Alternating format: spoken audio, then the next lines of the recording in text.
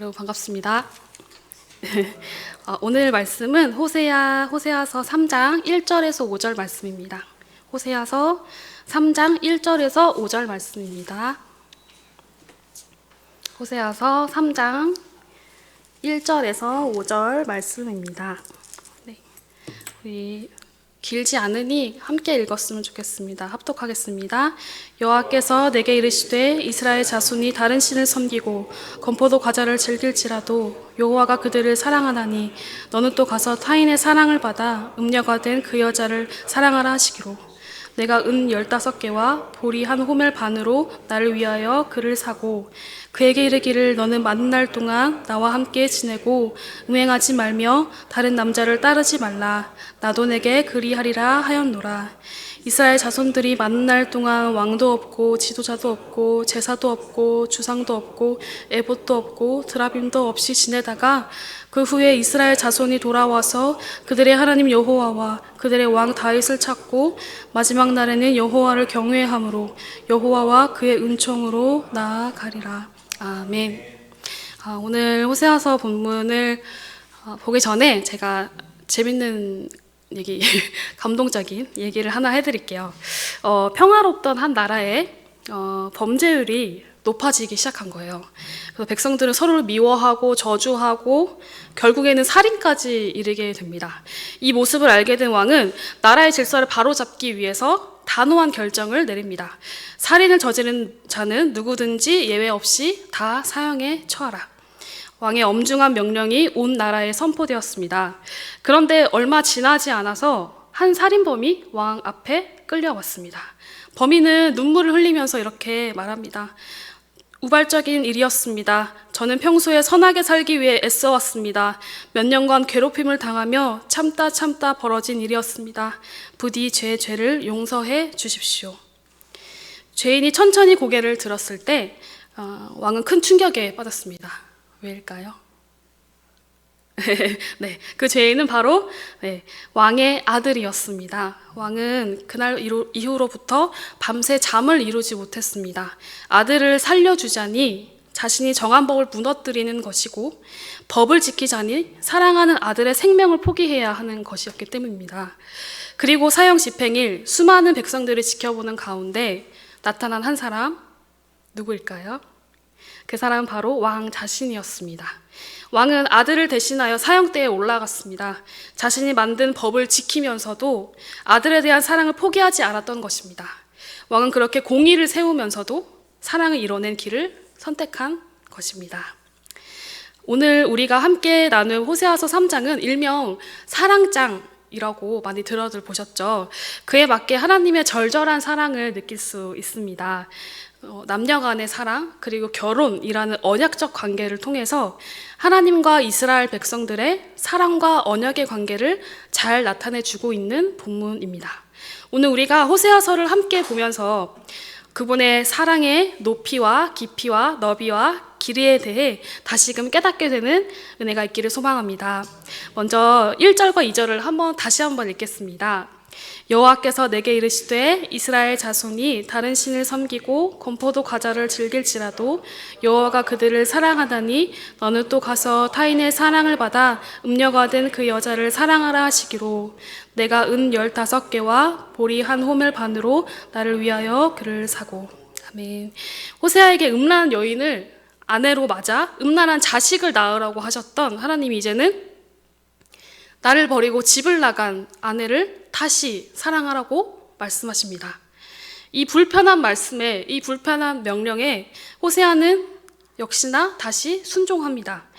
호세아는 평생을 약속한 남편을 배신하고 또 다른 정욕, 또 다른 쾌락을 쫓아서 집을 나갔던 아내 고멜을 다시 마주합니다. 호세아가 고멜을 데려오기까지의 과정을 한번 생각해 봤으면 좋겠는데요. 호세아가 고멜을 데려오는 가장 첫 번째 과정은 용서를 결단하는 것이었습니다.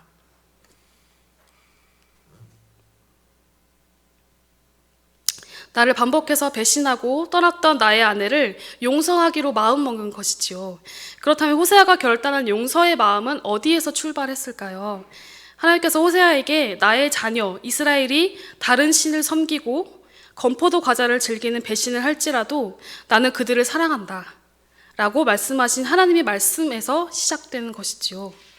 출애굽하면서 먹이고 입히고 재우고 가나안 땅으로 이끌었던 나의 사랑을 저버리고 내가 아닌 바알신과 각종 여신들과 음란한 우상들을 섬기는 이스라엘을 용서하시는 하나님의 사랑을 통해 우리는 사랑이 곧 용서임을 경험하게 됩니다. 우리가 살면서 사랑에게 가장 어려운 사랑이 용서를 동반한 사랑인 것 같아요. 나에게 직접적이거나 또는 간접적으로 육체적이거나 정서적으로 해를 입혔던 사람을 용서하는 것은 어쩌면 하나님만이 가능하다라고 여겨집니다. 그리고 그런 상황 속에서 받아들여야 하는 불편한 진리 하나는 이 사람도 하나님이 사랑하시는 하나님의 자녀라는 사실입니다. 이런 우리를 보면서 사랑은 감정이 아닌 결단이고 의지이며 선언임을 경험합니다. 창조주 하나님의 소유를 거부하고 하나님과 동등해지기 위해 발버둥을 치고 하나님이 가장 미워하시는 죄에 스스로 종노릇하기를 원하는 우리를 사랑하시는 것은 일시적인 감정도 순간적인 얄팍한 결단도 아닙니다. 우리가 원수를 끌어안고 사랑할 수 있는 비결은 우리의 정체성을 바로 아는 것입니다.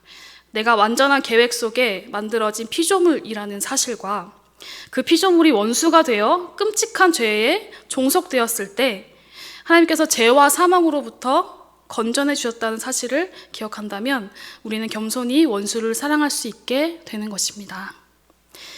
하나님의 사랑은 우리를 향한 거룩한 집착과도 같습니다.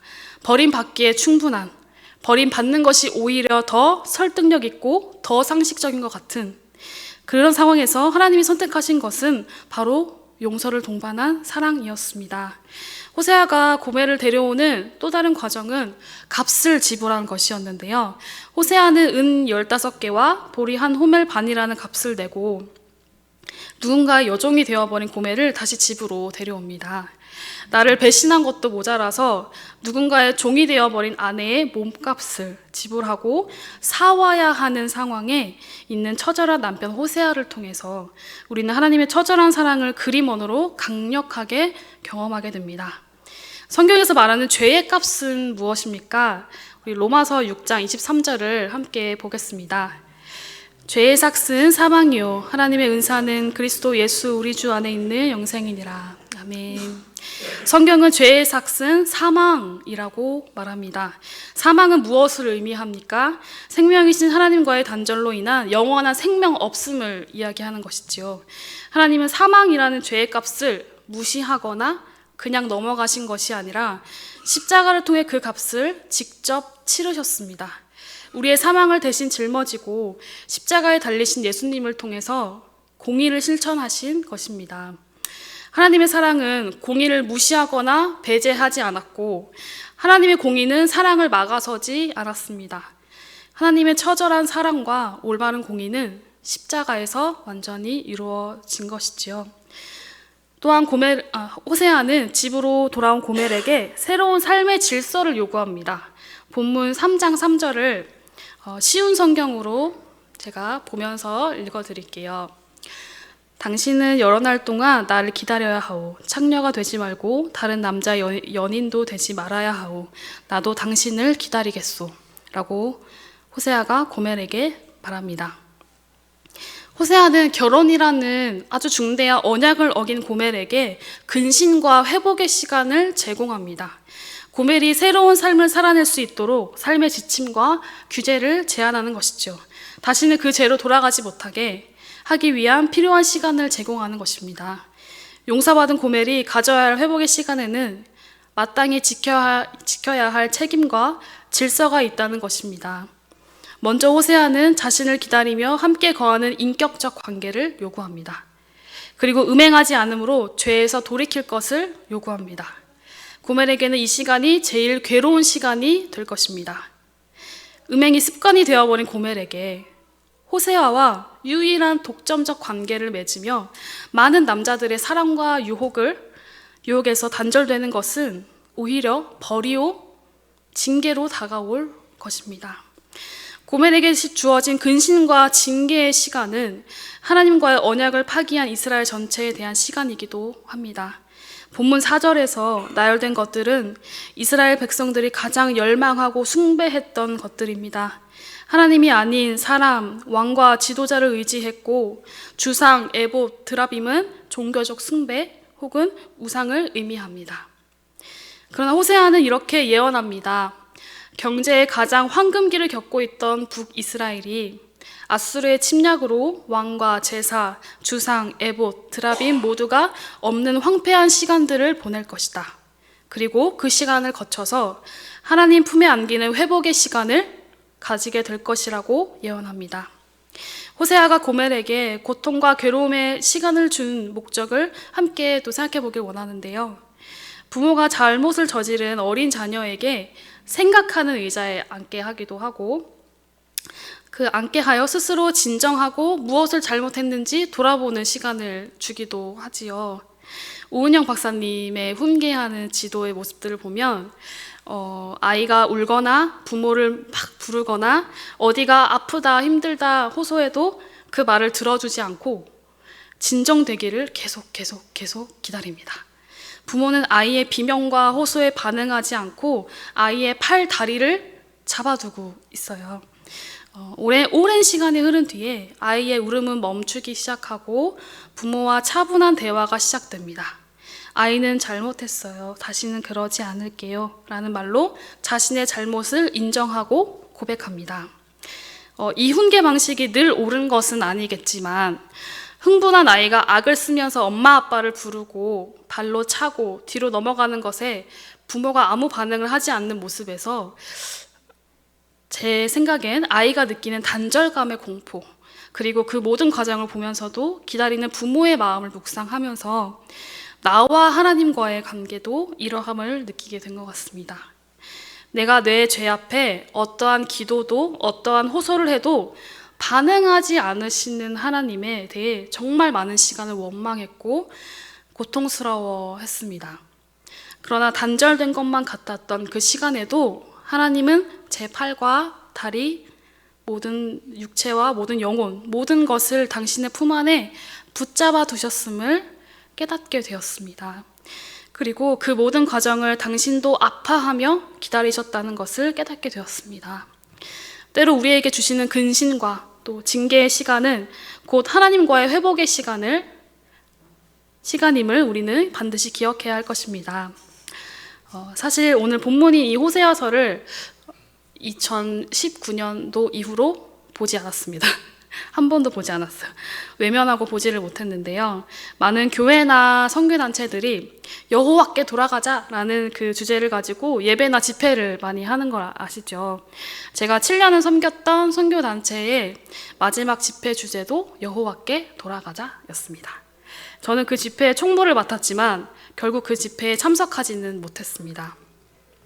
당시에 제가 양육했던 지체랑 공동체 안에 학생 리더가 부적절한 성적인 관계를 맺었던 거예요. 그런데 그 둘은 같은 성별을 가진 친구들이었습니다. 그 관계는 생각보다 긴 시간이었고 생각보다 깊었고 그 리더는 사역자 준비생이었습니다. 청년의 시기에 혼란함을 겪을 수 있다는 점, 그리고 가정에서 받지 못한 결핍들을 고려했을 때 너무나 가슴 아픈 일이었고 누구보다 도움이 절실히 필요한 상황이었습니다. 문제는 이 일에 대한 결정권을 가진 선임 간사가 이 문제를 덮고 학생 리더를 사역자 훈련 과정에 보내겠다는 결심을 한 것이었어요. 저는 이 결정에 의문이 들었습니다. 이 문제에 있어 가장 중요한 것은 이 일이 외부로 새어나가지 않도록 하는 것도 맞지만 가장 중요한 부분은 이 친구들이 하나님 안에서 제대로 회복될 수 있도록 돕는 것이라고 생각했기 때문입니다. 그래서 선임 간사와 밤을 새며 언쟁을 벌였어요. 사역 훈련을 지금 시작하지 않게 하고 리더로서의 충분한 자숙의 시간과 그와 더불어 상담을 받을 수 있게 하자라는 것이 저의 요지였습니다. 그러나 의견은 절대 좁혀지지 않았고 그 리더는 바로 사역 훈련을 시작하게 되었습니다. 그리고 그 해의 집회의 말씀이 호세아서로 결정이 되었고 저는 그 주제 말씀을 듣고 말씀을 이용했다는 생각이 지워지지 않았어요. 제가 사역했던 지역은 그 선교 단체 안에서도 굉장히 율법적이고 좀 빡센 곳으로 유명했어요. 특히 리더들의 죄에 굉장히 민감했고 성적인 문제를 일으키면 강한 징계를 내리거나 리더로서의 자격을 박탈하기도 했습니다. 많은 친구들이 그 속에서 성장했지만 하나님의 용납과 사랑은 경험하기 어려웠습니다. 이러한 전체적인 맥락 속에 선임 간사의 결정은 받아들이기 쉽지 않았습니다. 결정이 내려진 후 저는 끝내 그 집회에 참석하지 못했습니다. 그 집회에서 나눌 수많은 사랑의 메시지가 마치 모든 것은 덮고 가자라는 면죄부처럼 느껴졌고 호세아서에 담긴 하나님의 메시지가 가볍게 소비될까 너무나 두려웠습니다. 하나님께 끊임없이 물었습니다. 사랑과 허용이 필요할 때는 율법과 규칙을 강조하고 징계와 근신이 필요할 때는 무질서한 용납을 강조하는 것이 맞느냐 정말 많이 질문했던 것 같습니다. 그 후로 호세아서는 저에게 아주 불편한 본문이 되었습니다. 그런데 한 3달 전부터 하나님이 저에게 호세아서에 대한 마음을 계속 주셨어요. 호세아를 통한 하나님의 진정한 메시지는 무엇이었을까 궁금해지기 시작했습니다. 호세아서를 마주하면서 저에게 주신 하나님의 강력한 메시지는 나는 사랑의 하나님도 아니고 공의의 하나님도 아니다. 나는 사랑과 공의의 하나님이다. 였습니다. 그 어느 한쪽도 치우치지 않는 하나님의 놀라운 성품을 다시금 깨닫게 된 것이죠. 호세아는 음란한 여인을 아내로 맞아 평생을 약속하게 되었고 그 아내는 습관적으로 밖으로 나가 다른 남자의 사랑을 찾게 되죠. 그러나 호세아는 다시금 아내를 용서하고 자신과 함께 할 수 있도록 합니다. 고멜이 호세아에게 돌아올 수 있었던 것은 호세아가 고멜을 대신하여서 그에 합당한 값을 치렀기 때문이고 또 돌아온 고멜에게 고통스러운 근신의 시간과 자숙의 시간, 회복의 시간 이 2가지를 모두 주었기 때문입니다. 다시 마주한 호세아서를 통해 하나님이 주신 열쇠는 십자가였습니다. 저의 물음과 질문에 예수 그리스도의 십자가를 보여주셨습니다. 사랑과 공의가 무엇냐 묻는다면 그것은 십자가로 충분한 설명이 됩니다. 사랑과 공의가 십자가이며 십자가는 사랑과 공의의 완전한 만남입니다. 절대로 죄와 함께 하실 수 없는 하나님께서 사랑과 고멜과 같이 죄의 종이 되어버린 우리를 죄 없고 흠없는 예수 그리스도의 죽음으로 사망에 대한 값을 치르셨음을 저와 여러분이 기억하기를 원합니다. 희생과 사랑의 십자가를 넘어 죄에 대한 하나님의 거대한 진노와 분노가 십자가에 가득 담겨 있음을 함께 묵상하는 올해의 고난주간이 되기를 소망합니다. 그 진노의 잔을 십자가의 아들을 죽이심으로 사망이라는 죄값을 치르신 하나님의 공의도 함께 묵상하는 시간이 되시기를 진심으로 바랍니다. 하나님의 진노가 얼마나 큰지 아는 사람만이 하나님의 사랑이 얼마나 위대한지 알게 될 것입니다. 사랑이 없는 공의가 너무나 가혹합니다. 공의가 없는 사랑은 한없이 가볍습니다. 사랑하는 따스한 가족 여러분, 하나님의 사랑에 대해 오해하지 않기를 원합니다. 하나님은 우리를 사랑하셨기에 우리의 죄를 외면하지 않으셨습니다. 죄는 반드시 심판받아야 했고 하나님의 공의는 타협이 불가능한 진리였습니다. 하지만 그 공의의 진노를 우리에게 쏟으신 것이 아니라 당신의 아들 예수 그리스도에게 쏟으셨습니다. 십자가에서 하나님의 공의는 철저히 실행되었고 그 안에서 하나님의 사랑은 완전해졌습니다.